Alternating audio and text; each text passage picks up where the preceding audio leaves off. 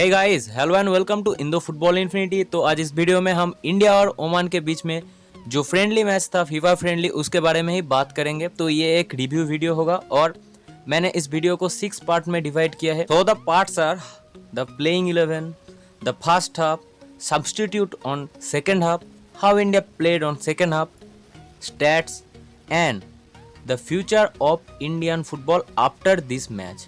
तो चलिए वीडियो की मेन टॉपिक की तरफ चलते हैं। अगर आपको ये वीडियो पसंद आए तो आप वीडियो को लाइक कर देना, चैनल को सब्सक्राइब कर देना और बेल आइकन को जरूर प्रेस कर देना। तो पहले प्लेइंग 11 की तरफ चलते हैं।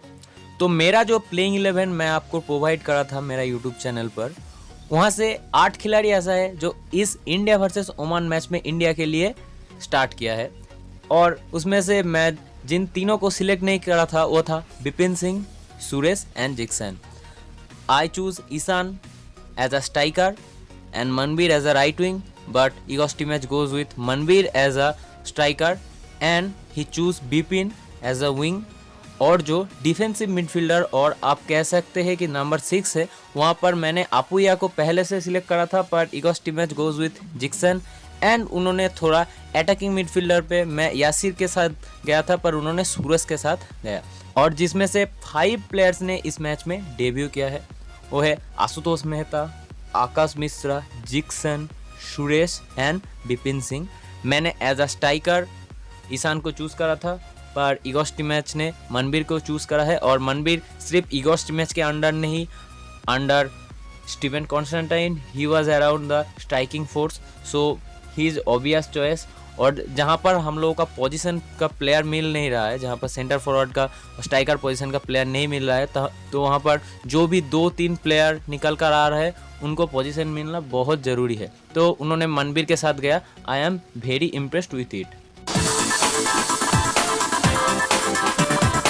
After 16 months, India played a friendly match, or you can say a international match, where 5 debutants were there, and Sandesh Jingan were injured when last time India played.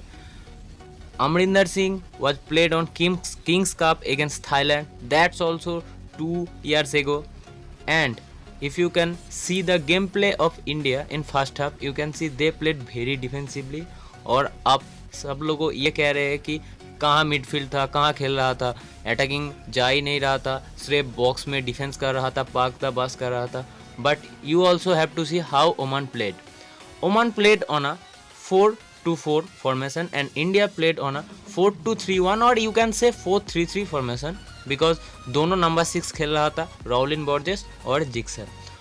And Oman, उनका जो new manager है, उनके अंदर Oman Jordan के against आप game देखेंगे। Jordan हमसे भी हार्ड ओपोनेंट है, पर जॉर्डन की मैच में भी ओमान ने डोमिनेट कर खेला था। और इंडिया के अगेंस्ट पहला आप कह सकते हैं फर्स्ट हाफ में टोटल डोमिनेट करा था ओमान ने, और जॉर्डन के अगेंस्ट भी ओमान ही डोमिनेट करा था। तो यहाँ पर दिखाई देता है कि Oman how tactically good are, but Oman created a lot of chances. They have the fluidity on the attacking side as well as midfield.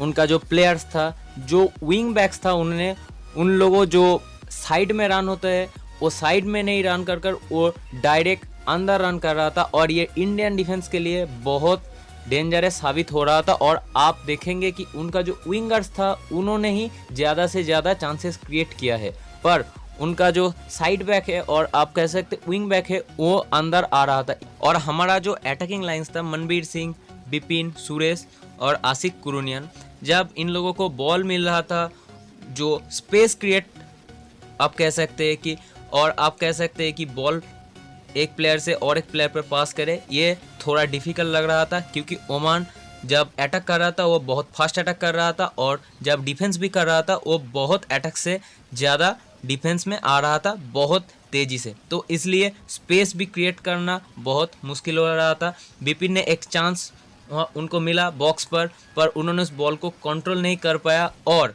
This is the difference between ISL and international football. अगर बिपिन वो ball ISL में box के अंदर मिलता उनको, तो उन्होंने शायद से क्रॉस भी कर देते और गोल में शॉट भी रख देते आईएसएल में। पर दिस इज़ इंटरनेशनल फुटबॉल, यहाँ पर 5 फॉरेनर नहीं मिलता है आपको जो आपका गेम कंट्रोल कर सकते हैं। यहाँ पर आप जो खेल रहे हैं, आप आपके टीम के लिए मेन प्लेयर से ये सोचकर आपको खेलना पड़ेगा। और जो फॉरवर्ड लाइंस में है उनको तो बहुत ज़्यादा समझदारी से काम करना पड़ता है, क्योंकि जो आप कह सकते हैं कि वेस्ट एशियन जो प्लेयर्स होता है वो फिजिकली बहुत फिट होता है हमारे इंडियन प्लेयर से, तो this is very hard to tackle them. First half में ज़्यादा गोल कॉन्सीड ना करना भी एक पॉजिटिव पॉइंट है। और आप जिन चांस आप क्रिएट करा था, आप कह सकते हैं कि 30% चांस था, वो 30-20%।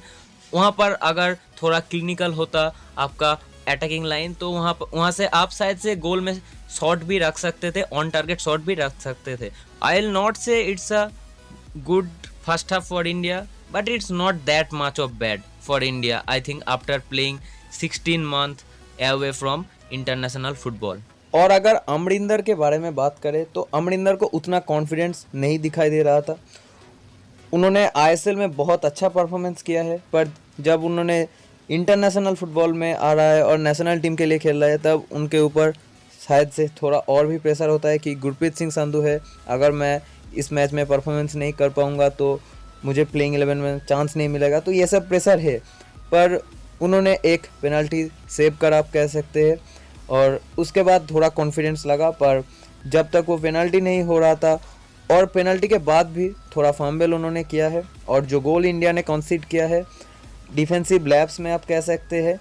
और जो अच्छी चीज़ मुझे ये लगी कि इंडिया बिल्ड फ्रॉम बैक कर रहा था, बिल्ड फ्रॉम बैक करने की कोशिश कर रहा था, कर नहीं रहा था, क्योंकि बहुत ज़्यादा आपको टैक्टिकली सॉलिड होना पड़ेगा अगर आपने बिल्ड अप फ्रॉम बैक करना चाहते हैं। वहाँ पर आप देखेंगे कि जब भी इंडिया बिल्ड फ्रॉम बैक करने की कोशिश कर रहा था, Oman always wins the ball.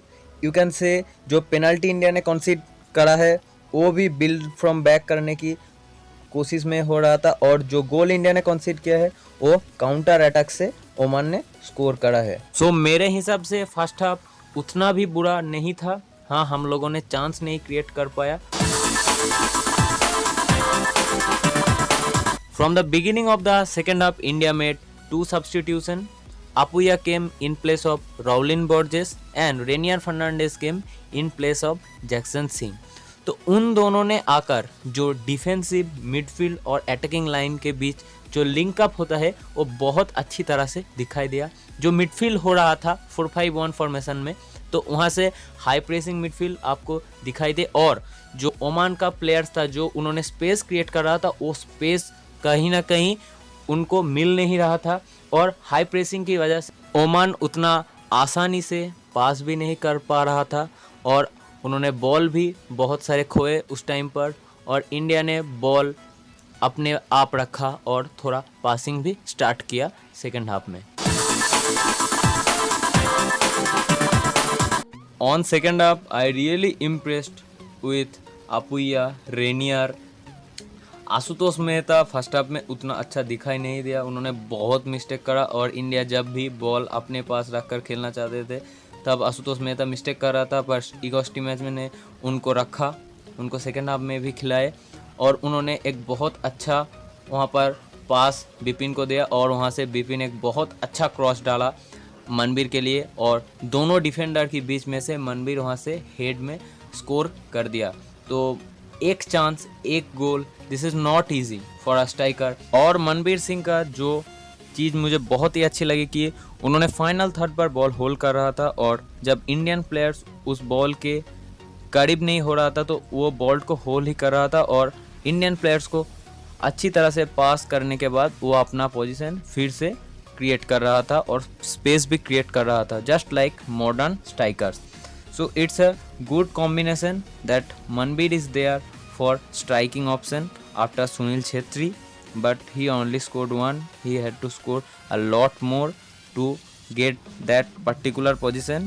Yasir bench से आया और यासिर भी बहुत अच्छा परफॉर्मेंस किया है मेरे हिसाब से।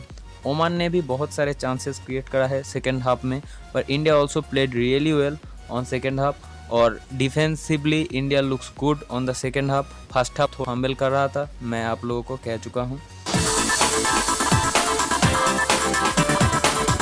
मेरे हिसाब से ये इंडिया के लिए एक अच्छा रिजल्ट है, और ओमान ने हम लोगों को जो वर्ल्ड कप क्वालिफायर्स था वहाँ पर दोनों मैचों में ही हरा दिया था। तो यहाँ पर 1-1 ड्रॉ। ओमान आप देखें तो एशिया का टॉप 10 साइड है और वो ग्रोथ भी कर रहा है, टॉप 10 से ऊपर भी जाने की कोशिश कर रहा है, टॉप 10 में ग्रोथ करने की कोशिश कर रहे हैं, मेरा ये मतलब है। और ओमान के अगेंस्ट सेकेंड हाफ में हमने जिस तरह का परफॉर्मेंस दिया है, अगर हम ये परफॉर्मेंस बरकरार रखे यूएई के अगेंस्ट और जब वर्ल्ड कप क्वालिफायर्स आएगा वहाँ पर की प्लेयर्स जैसे ब्रेंडन थापा, सुनील छेत्री हम लोगों को मिल जाएगा तो स्क्वाड बहुत अच्छा दिखेगा। पर we need to have creative because we have match against Bangladesh and Afghanistan जो पाकदाबाज करेगा, तो वहाँ पर आपको क्रिएटिव होना पड़ेगा। आज ओमान के अगेंस्ट जो फर्स्ट हाफ में बहुत ज़्यादा हाई प्रेसिंग किया, वहाँ पर हमने बिल फ्रॉम बैक करने की कोशिश किया है। हाँ, बिल फ्रॉम बैक नहीं हुआ है, वहाँ से फंबल आपको दिखाई दिया पर कर रहे थे। This is the good sign you can say from this young boys. The future of Indian football, this is bright, really this is bright. 2015 जब स्टीवन कॉन्स्टेंटाइन ने इंडियन फुटबॉल में उनका सेकेंड फेज स्टार्ट करने के लिए आया था, तब उन्होंने मार्च की शायद से, कोई डेट मुझे याद नहीं है अब क्लियरली, तो तब उन्होंने 10 मैन को डेब्यू दिया था। उन मैन को ही उन्होंने डेब्यू दिया था जिन प्लेयर्स को वो पसंद करते थे। वो पहचानते थे कि ये जो प्लेयर्स है, अगर इन लोगों के साथ मैं पोजीशन बेस्ड फुटबॉल खेलूंगी तो मैं मर जाऊंगी। तो उन्होंने उन प्लेयर को सिलेक्ट करा जो काउंटर अटैकिंग बेस्ड फुटबॉल बहुत अच्छे से खेलेंगे, डिफेंस डिफेंस डिफेंस, एक लॉन्ग बॉल बूम। पर इगोर स्टिमैच जब से इस टीम में आया है, आप इंडिया का पहला मैच देख लीजिए, शायद वो मैच था क्यूरेसाओ के अगेंस्ट। वहाँ पर सेकेंड हाफ में इंडिया जो परफॉर्मेंस किया था क्यूरेसाओ के against, they played a very good position based football there. And उसके बाद इगोर स्टिमैच ने ट्राई किया है पर उतना क्रिएटिविटी नहीं मिला। और 2 मैच जहाँ पर हम लोगों को क्रिएटिव होने का बहुत ज़्यादा ज़रूरत थी, एक मैच बांग्लादेश के अगेंस्ट, एक मैच अफगानिस्तान के अगेंस्ट। उस मैचों में हम लोग को क्रिएटिविटी, मिडफील्ड में फ्लूइडिटी कुछ नहीं देखने को मिला और उन दोनों मैच रिजल्ट हुआ ड्रॉ, सब कंट्री के अगेंस्ट ड्रॉ हुआ। इगोर स्टिमैच ने पहले से ये कह कर आ रहा है कि मेरा प्लेइंग स्टाइल है पोजीशन बेस्ड फुटबॉल, जो अभी देखने को नहीं मिला है फर्स्ट मैच से अब तक।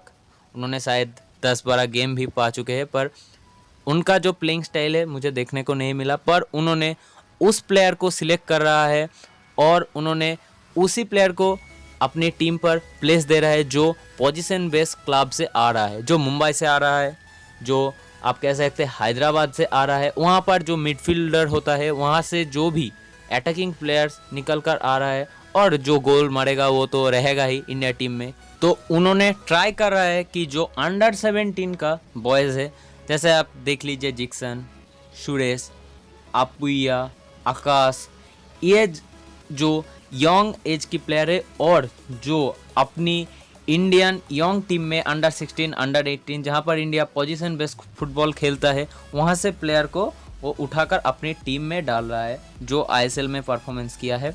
तो इसके वजह से वो चाह रहा है कि जो क्वालिफायर्स होगा वहाँ पर जो 2 मैच होगा वहाँ पर भी, एक बांग्लादेश एक अफगानिस्तान के अगेंस्ट, वहाँ पर इंडिया क्रिएटिव रहे और वो दोनों मैच से रिजल्ट आकर निकले। ये है उनका शॉर्ट टर्म। और उनका जो लॉन्ग टर्म है वो है कि मैं पोजीशन बेस्ड फुटबॉल खेलूँगा इस टीम के साथ।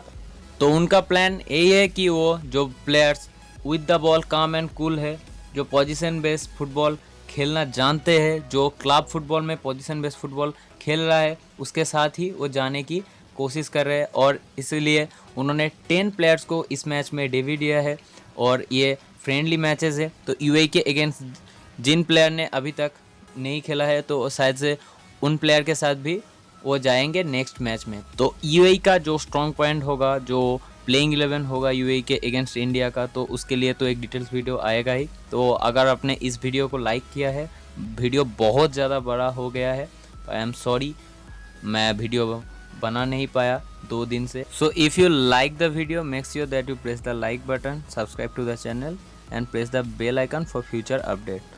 So good bye.